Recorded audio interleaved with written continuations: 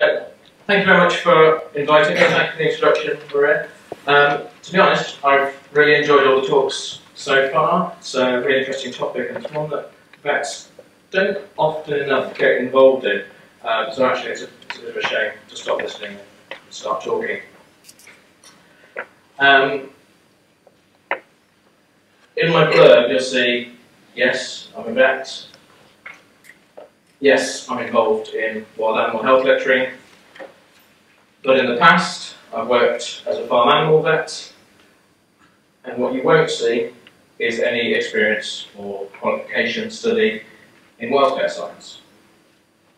So, what am I going to talk to you about? Well, that's something that I had to start thinking about. What is my role here? What can I talk about? So I did what I would normally do when preparing for a talk. I asked some colleagues in the pub.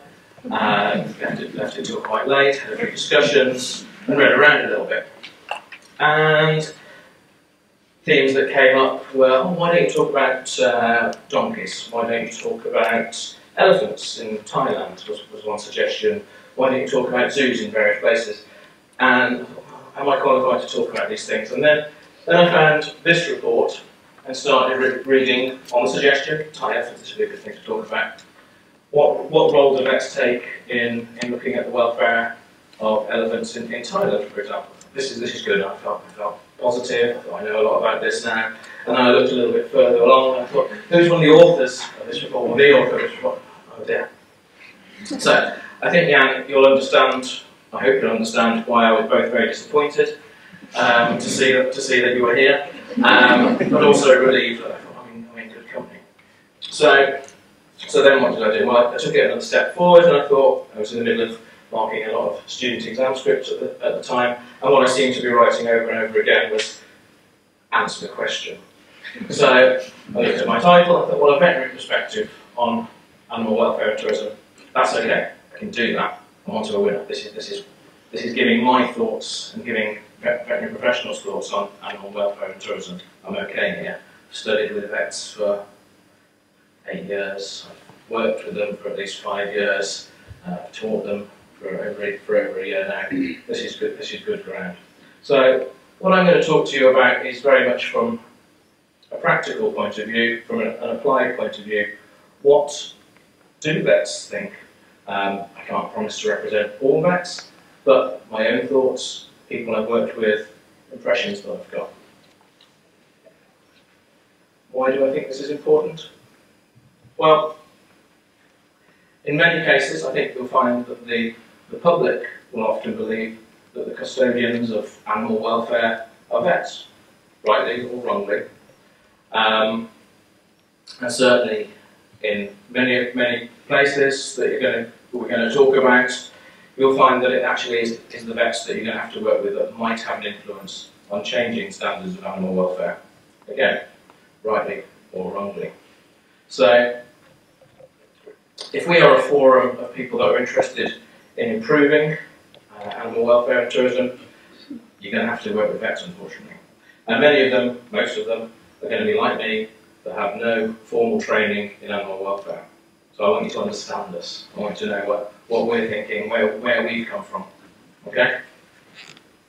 So this is where I'm coming from. And I've made a very glib comment in my abstract that actually a lot of vets don't know what our position is in this context. So, working as a lecturer in wild animal health, I've had a lot of chance to listen to questions and start to formulate opinions, start to think a lot more deeply about things. Well, not most of the time, I'll be honest, but lots of questions, lots of time to expand my own thoughts. And I was very interested in one of your comments, Claire, about volunteer tourism. I get this question so many times from students who say, well, actually, can we volunteer on this project? It's going to cost us £5,000, but will that make me a wildlife vet? Well, it might do. But where are we going to go with that? Now, one of my roles is to run a zoo tracking rotation. So our final year vet students will go through various clinical rotations, and they'll spend a couple of weeks, well, they have the option spending a couple of weeks working at London Zoo with a rotation that was set up there. And this is an email that I sent out to our third year who are currently making their tracking choices. Don't read the details, it's not important, but the point is this section where we really had to highlight what zoo vets do. Okay? They have a balance.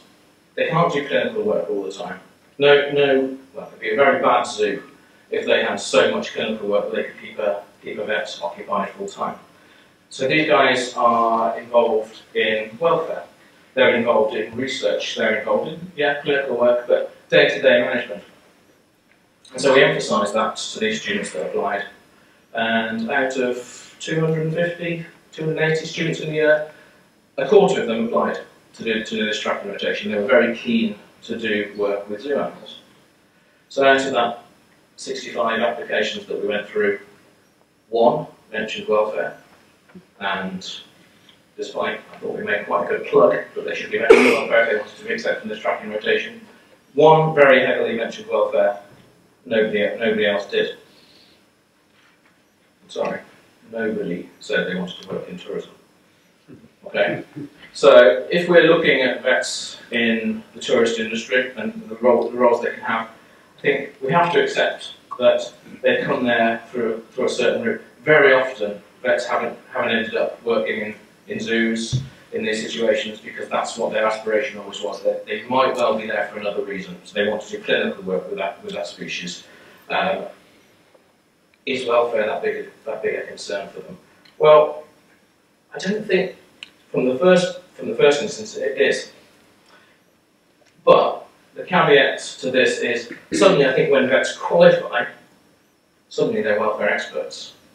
I don't know if my colleagues that work in welfare at the Vet College would agree with me. But I've worked with a lot of farm vets who think they know a lot about animal welfare. They didn't care before they qualified in many cases. Suddenly they're the pivot, but I don't know if you agree or not. Tell me later perhaps. But if we're going to communicate and work with these guys, remember that welfare might not be their primary objective, but also the vets think that they are the experts very often. Most of us will work in clinical practice where we expect people to listen to us and we're used to being listened to. Then we work in a zoo environment, in tourist environment, in research, and suddenly you're faced with, well, hang on, people have got different opinions and people don't think I'm the most important person in the file. So bear that in mind if you're going to work with us. Now, my background prior to coming to wildlife was working as a farm animal vet. And very often, there is an expectation, a hope, that the vets will lead on the welfare of farm animals. And I'm going to draw a parallel between that and the tourism stuff that we're talking about now. Will vets be able to lead this? Well, yes, they are. But we also need to bear in mind a little bit of a conflict. Now, forget welfare for a second. I want you to imagine a disease, okay?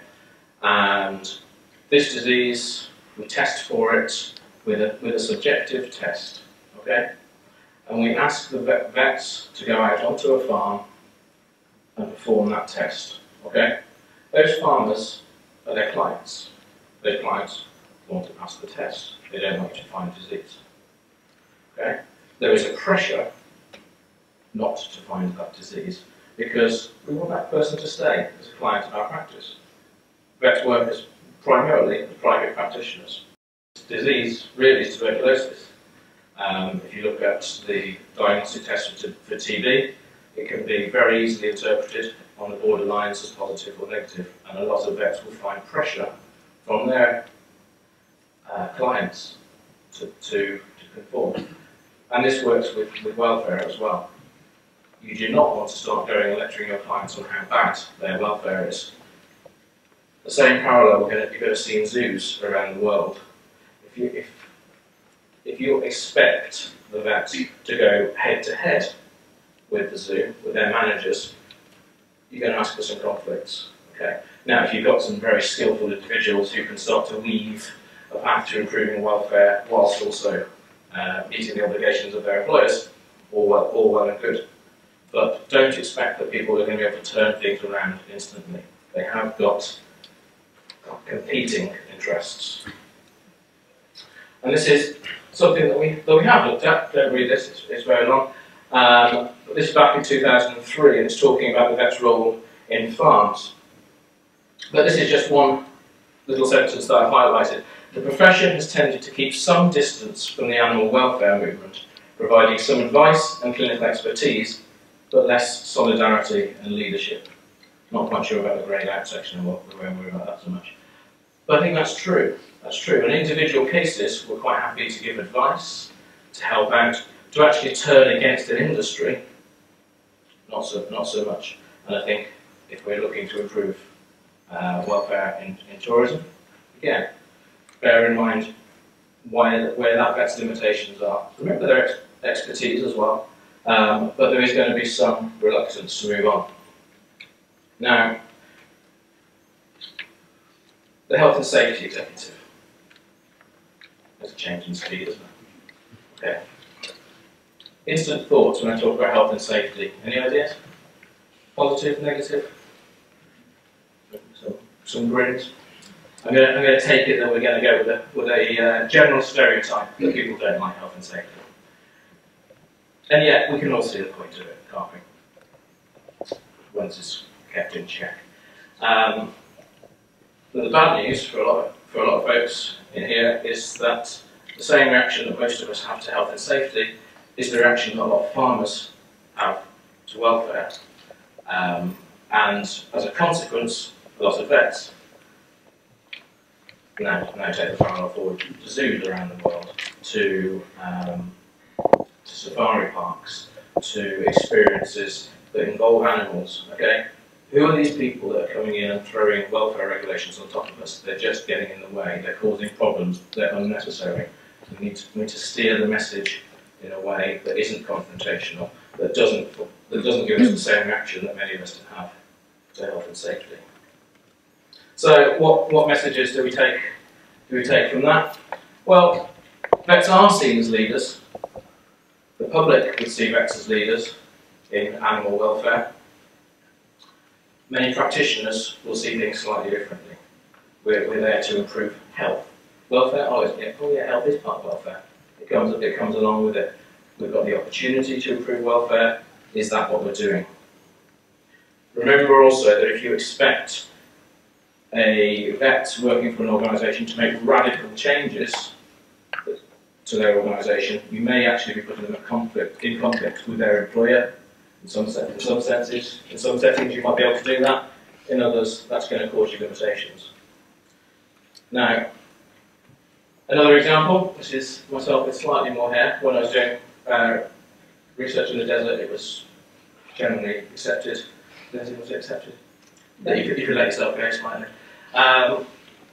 So this is some work that I was doing with meerkats a few years ago, and this gave me an opportunity to be in a very different setting. Up until 2013, I had surrounded myself professionally with vets. It was vets that I worked with all the time. When I was doing this work for my PhD, for the first time, I was the only vet. I was surrounded by biologists, psychologists, geographers, conservation scientists, and suddenly that gives you a very different perspective on things, especially when you come from a very rigid background in terms of training. And we definitely think about things in different ways.